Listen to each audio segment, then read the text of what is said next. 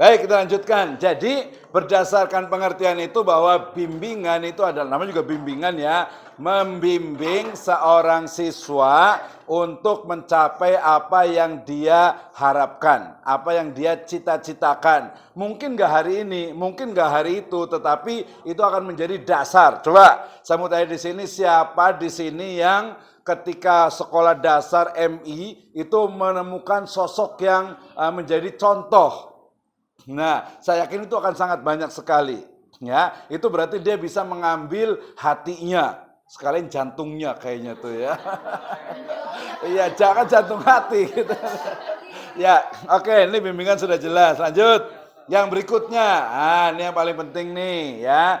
Jadi dalam bimbingan ya itu harus ada namanya itu layanan bimbingan berupa proses. Ini yang paling penting. Ya, mata kuliah kita adalah bimbingan dan konseling, tetapi bimbingan dan konseling ini bukan hanya menunggu. Ingat, ya nanti di pertemuan-pertemuan berikutnya kita akan buat program bagaimana ya menumbuhkan misalnya minat dan bakat siswa.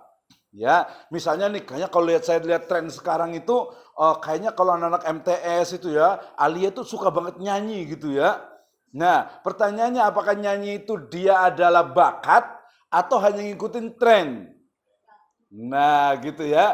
Perlu dilihat gitu ya. Perlu dilihat, bahkan harus bisa mengidentifikasi misalnya ini pasti masing-masing itu punya bakat yang berbeda. Nah, gitu ya. Sehingga kemudian kita dengan bimbingan itu ada proses, ada program. Ingat, ya jadi bukan hanya nanti belajar menjadi guru BK, ya bimbingan konseling itu dia ada programnya, ada prosesnya apa yang harus dilalui. Ya, coba saya mau tanya ke yang mana ya, yang ini. Waktu sekolah MTS atau Alia atau pesantren, yang paling berkesan itu kegiatan apa? Ya, kegiatan apa yang paling berkesan? Olahraga ya. Oh berarti suka olahraga apa nih? Sepak bola atau apa? Olahraga apa nih? Olahraga catur jangan-jangan? Futsal ya, rata-rata memang itu ya. Berarti umum lah. Coba yang akhwat saya mau tanya, gantian deh, nggak usah saya tunjuk. Siapa di MTS di Alia atau SMA yang kemudian sangat menikmati, sangat senang dengan satu kegiatan tertentu? Camping, Pak. Nah, ini apa? Camping. Wah, kayaknya anak gunung nih kayaknya nih. Gitu. Yang lain siapa? Pramuka. Ini suka apa? Pramuka. Kenapa suka pramuka? Menyenangkan ya. Ya, silakan masuk. Oke, berarti anak pramuka berarti ini. Ya, oke. Ya, silakan. Baik, ya jadi tadi pramuka itu, nah jelas sekali. Mau pramuka kalau tadi di camping ada programnya. Masuk ke pramuka juga sih Mas. Iya, pramuka camping, iya kemah itu kan sama ya. Berarti kayaknya sama nih. Kenapa ya pramuka itu berkesan? Jawabannya adalah karena dia itu punya program, bahkan dia itu kan kalau pramuka itu sampai internasional. Ya kegiatannya juga sangat bervariatif dan sangat menstimulus dari kemampuan potensi siswa. Ada nggak selain pramuka? Coba nih saya mau nanya nih, di sini masih yang mungkin belajar tahfidz, belajar tajwid, belajar ngaji, ada yang seneng nggak sih? Ngaji kitab, senang juga ngaji kitab. Hah? Apalagi kalau emang gurunya sama gurunya adalah ini juga kayak agama yang juga mendalam kan jadi kita juga kayak dapat hidayah. Oke, masya Allah ya berarti solehah sekali nih. Jadi suka ngaji kitab. Jadi nanti pertanyaannya dan saya pikir PR untuk semuanya calon guru itu adalah apa? Adalah bagaimana mengajarkan tahfidz, mengajarkan kitab, mengajarkan agama itu se-happy, sesenang belajar pramuka. Nah, gimana tuh? Jadi dia ngaji itu, kayaknya di sini ngaji itu nggak kepaksa, hafal Al-Quran nggak kepaksa, baca kitab juga nggak kepaksa. Nah itu, ya bahkan banyak sekali inovasi. Ya, banyak sekali inovasi bagaimana mengajarkan siswa sesuatu yang sulit itu seperti siswa itu bermain games. Nah, seperti itu. Makanya ada pengembangan media pembelajaran itu melalui game. Nah, ini menjadi tantangan nih. Yang laki-laki ada yang suka game nggak? Iya, ya banyakan lah ya, nggak semua ya, nanti kasihan kalau yang nggak suka gitu ya. Nah berarti apa? Main game di otak kita itu kayaknya menyenangkan. Senang nggak sih main game? Hah? Nggak juga ya, terus kenapa iseng doang? Ya oke, tapi kebalik, itu adalah bagian dari proses pembelajaran. Walaupun di bimbingan dan konseling juga ada. Misalnya nih, ini pengen jadi apa sih kalau udah gede? Kan masih imut-imut ini. Pengen jadi apa nih? Hah? Pengusaha. Oh ya, kemarin udah ditanya ya? Kemarin udah ditanya belum? Oh nanti satu kali lagi dapat gelas. Ya lebay. Oh pengen jadi pengusaha. Nah kenapa pengen jadi pengusaha? Ada stimulus dari luar nggak? Apa itu? Hah? Oh, contoh Nabi. Soalnya sekali gitu. Nabi kan cuma 40 tahun, sudah 40 tahun langsung udah nggak dagang lagi. Gitu ya, ya udah. Ya dagang itu sangat bagus sekali, tapi ada stimulus, berarti nanti menjadi kalau walaupun kita tuh di program studi pendidikan agama Islam, tapi pengen jadi pengusaha, pengusaha itu namanya edupreneur. Edupreneur itu adalah apa? Pengusaha di bidang pendidikan.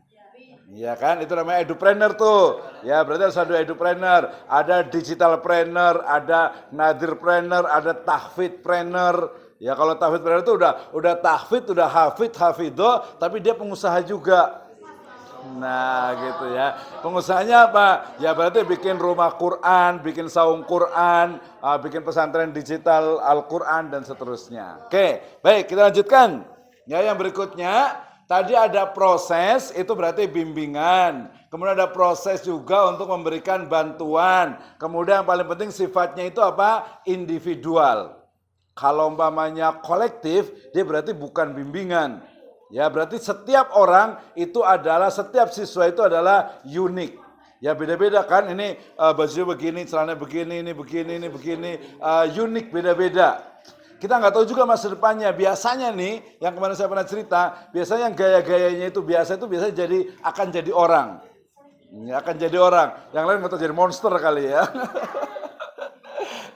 Oke, baik. Jadi sekarang jangan lihat dari sisi penampilan, jangan lihat dari sisi tampilan, tapi lihat nanti masa depannya seperti apa, gitu ya. Ini jadi saksi semuanya nih. Oke, berikutnya.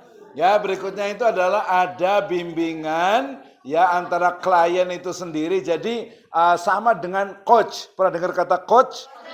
Nah, apa itu coach? Itu coach ya. Oh iya, itu namanya Jaka Sembung pergi ke Gawir, nggak nyambung wir. Tapi benar juga sih. Jadi coach itu adalah pelatih. Coach itu pelatih. Tapi coach di sini adalah mengcoach, itu artinya itu membimbing sampai bisa satu-satu. Dan membimbingnya itu bukan kita mengajari, nama itu empowering, ya pemberdayaan. Pemberdayaan itu artinya apa? Dia mengoptimalkan dari orangnya tanpa bantuan dari yang coachnya itu. Nah, itu namanya coach gitu. Jadi tidak melatih gitu, tapi dia kemampuannya apa nih? Dikembangkan, gitu ya. Oke, lanjut. Kemudian juga ada interaksi, nasihat, gagasan dan alat tertentu yang digunakan. Ya, itu namanya bimbingan dan konseling. Berikutnya, ya. Nah, tadi sifatnya apa? Untuk kelompok-kelompok umur tertentu saja. Jadi yang namanya BK itu ya SD, MI, SMP, SMA sampai perguruan tinggi. Kalau udah gede, sudah besar, itu kayaknya nggak perlu dibimbingan lagi. Kecuali nanti kalau mau menikah, itu ada bimbingan calon pengantin. Nah, gitu ya. Ini penting juga nih, apalagi yang udah mau nikah nih. Ini siapa yang pada mau nikah nih? Wah ini bangsa terjajah juga nih kayaknya nih. Semua orang juga mau lah nikah gitu ya, masa nggak mau gitu ya. Ya kalau ngomongin nikah juga nanti perlu ada bimbingan. Bimbingannya apa? Jangan pernah kalau katanya ini pengalaman gitu ya. Jadi kalau nikah itu ya istilahnya nyamannya itu mungkin hanya 10%. 90%-nya adalah apa? Pengertian. Nah, gitu ya. Itu penting. Nah, nanti mulai ekonomi. Ya, nanti maksudnya pengertian tentang ekonomi. Gitu. Jadi ngelihat kan banyak tuh. Lihat kayaknya orangnya keren nih. Nanti ada kuadrannya kalau mau milih tuh. Coba pilih yang mana nih kira-kira nih? Kaya tetapi buruk rupa. Iya bisa jadi ya. Ini mukanya abstrak tapi kaya. Sama ya. Ini mukanya apa? Miskin tapi ganteng, glowing. Ya udah makan tuh cinta. Tapi enggak ya. Tapi ya berarti yang sedang-sedang lah gitu ya, yang pas-pasan gitu ya. Ya. Yang setara ya. Yang setara, oke, nggak apa-apa. Ya memang seperti itu biasanya. Jadi ada bimbingan untuk calon pengantin. Jadi jangan sampai nanti biasanya seringnya itu ya indah semuanya pas sudah nikah baru ketahuan juga gitu. Oke lanjut ya. Nah kemudian ini yang paling penting lihat nomor 7 ya. Jadi bimbingan itu diberikan oleh ahli, dalam hal ini berarti guru itu juga dianggap sebagai ahli untuk mengkonsultasikan, membimbing dan mengarahkan siswa. Jadi guru itu dianggap sudah bisa, ya. Oke. Jadi ya nomor 8 paling penting lihat. Pembimbing tidak selayaknya memaksakan keinginan-keinginannya kepada klien. Ya, jadi siswa itu memang nggak bisa sih nggak bisa dipaksa. Ya, setiap orang itu pasti punya kemampuan, punya kemauan tersendiri, kemampuan sendiri ya, sehingga dia tugasnya adalah mengarahkan jalan hidupnya sendiri sepanjang tidak mencampuri hak orang lain. Ya, artinya kalau dalam agama berarti dia ya diberikan kebebasan, tapi kebebasannya itu tidak mengganggu dari kebebasan orang lain. Nah, seperti itu ya. Oke, jelas ya sampai sini ini unsur-unsur dalam bimbingan. Berikutnya, nih kesimpulannya, bimbingan adalah upaya memberikan bantuan kepada individu atau peserta didik, ya, bantuan tersebut adalah bantuan yang bersifat psikologis. Ya kan? Sifatnya itu psikologis. Kalau bantuannya sembako, berarti itu BLT. Itu bukan sembako. Kalau sembako berarti namanya apa? Bantuan apa? Bimbingan apa? Iya, bansos. Ya, jadi sifatnya itu psikologis. Saya yakin nih yang senyum-senyum, yang apa mungkin sebenarnya banyak masalah. Ya, mungkin sebenarnya nangis batin sebenarnya gitu ya. Cuma untuk menutupi dirinya jadi senyum gitu ya. Nah, ada juga gitu ya. Tapi ada juga orang yang mungkin dia itu tidak mampu untuk sulit untuk menyembunyikan perasaannya. Nah, gitu ya. Ada nggak di sini yang laki-laki dulu nih saya tanya nih, ada nggak yang pernah mengalami kejadian atau sesuatu tiba-tiba kemudian berlinang air mata? Nah, ada nggak nih? Ya. Tapi justru cowok yang nangis itu berarti sangat perasa. Ya tapi kayaknya nggak ada yang ngomong aku nih biasanya gitu ya. Kalau perempuan sih nggak usah ditanya tuh, yang nggak usah ditanya. Ya oke, ini boleh dicatat ya. Dan ini kayaknya nanti kita kasih challenge untuk buat video pendeknya nih. Ya, untuk bahwa bicara tentang bimbingan. Oke, berikutnya.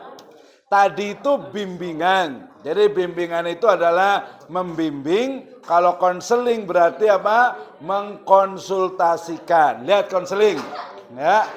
Kegiatan di mana semua fakta dikumpulkan dan semua pengalaman siswa difokuskan pada masalah tertentu untuk diatasi sendiri oleh yang bersangkutan, di mana ia dapat bantuan pribadi dan langsung dalam pemecahan masalah tersebut.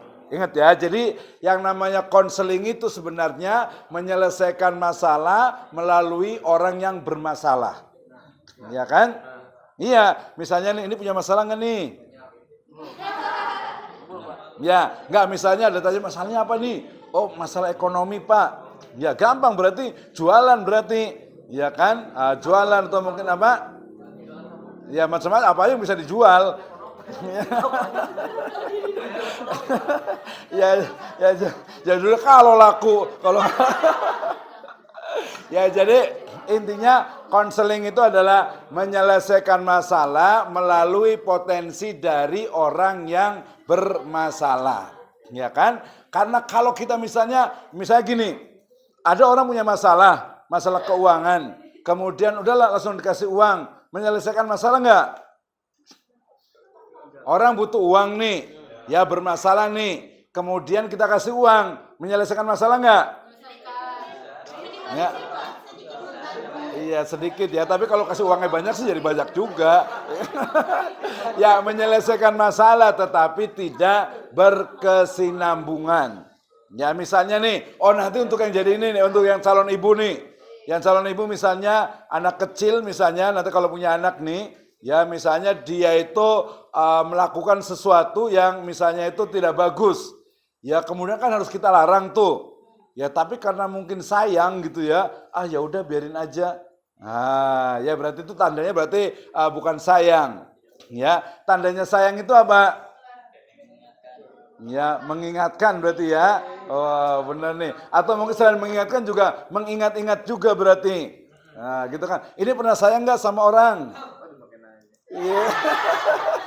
Ya kan pengen tahu gitu. Pernah nggak ada seseorang yang ada di hatinya? Ada ya. Terus tandanya gimana? Tapi kayaknya baru balik nih kayaknya nih ya. Balik dari rumah kan ya. Oke lanjut. Ya nah, itu ya. Jadi dia itu memang dari silakan. Kemudian Caesar dan juga Stone menyebutkan interaksinya ini biasanya ada dua individu, kemudian ada konselor, ingat, orang yang mengkonseling namanya konselor. Ya, kemudian yang dikonseling namanya klien. Ya, ini nama nanti di psikologi. Ya, terjadi dalam suasana profesional. Nah, ingat nih, harus profesional. Sama kayak ngajar juga sama, harusnya profesional. Yang belajar juga harus profesional. Ya, misalnya nanti ada, kayaknya profesional tapi kayaknya ada bumbu-bumbu ini nih. Ada bumbu-bumbu apa kira-kira ya? Bumbu-bumbu asmara. Gitu ya, kadang suka ada juga akhirnya tidak profesional lagi. Ya, tidak profesional lagi. Jadi profesional itu adalah kata profession sesuai dengan profesinya. Kalau mahasiswa sama mahasiswa, ya hubungannya profesional. Ya, kalau mamanya mungkin ada rasa, gimana? Sesama mahasiswa nih, kira-kira ada rasa nih. Ya mungkin rasa duka gitu kan ya, bisa juga gitu. Iya, soalnya kemarin ada kejadian ini sih nggak saya sebutkan ya. Jadi apa? Ada di satu kampus lah gitu ya. Dia satu kuliah nih bareng-bareng gitu kan ya. Ternyata yang satu yang laki-laki suka sama perempuan, sama satu kelas tuh. Gitu kan ya. Nah, kemudian perempuannya ini ternyata suka sama yang laki-laki yang satunya lagi. Bukan segi lima. Kan ada dosen ada temennya juga gitu.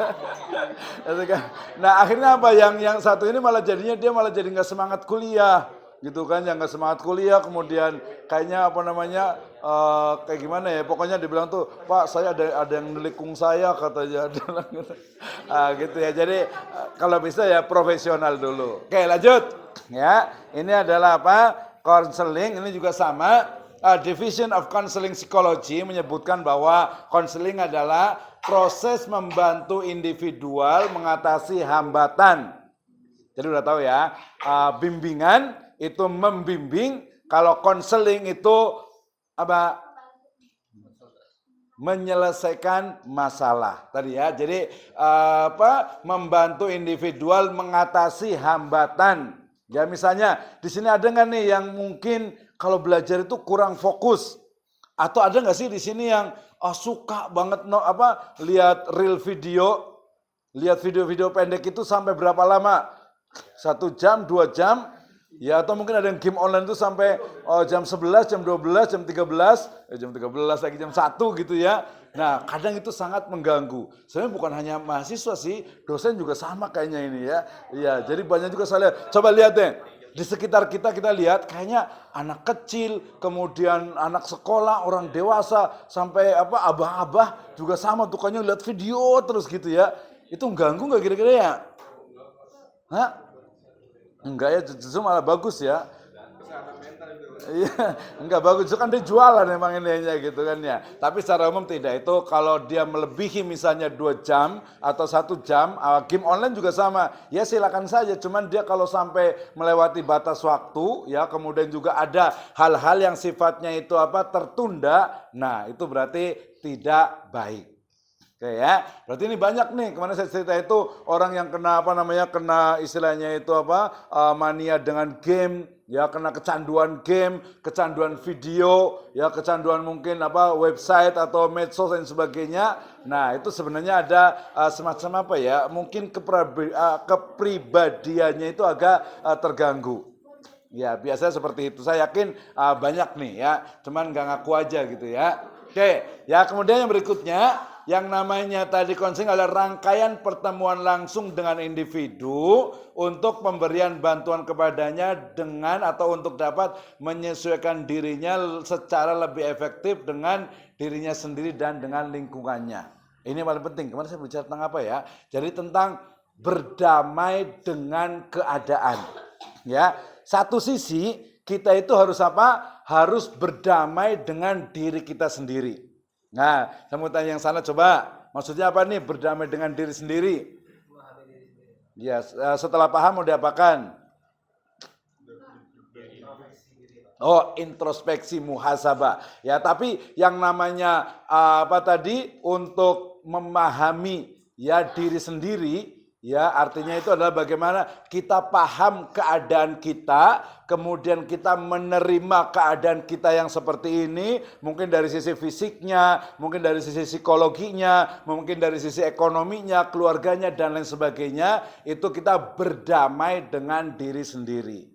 Nah, tapi berdamai itu bukan berarti juga diam, kemudian juga ya udahlah apa adanya aja, tidak. Nanti ada istilah lain namanya itu adalah melawan takdir. Nah, ada yang pernah dengar ada filmnya di Makassar sana itu judulnya itu Melawan Takdir. Ada yang tahu melawan takdir? Ya, takdirnya itu artinya dalam tanda petik ya. Melawan takdir.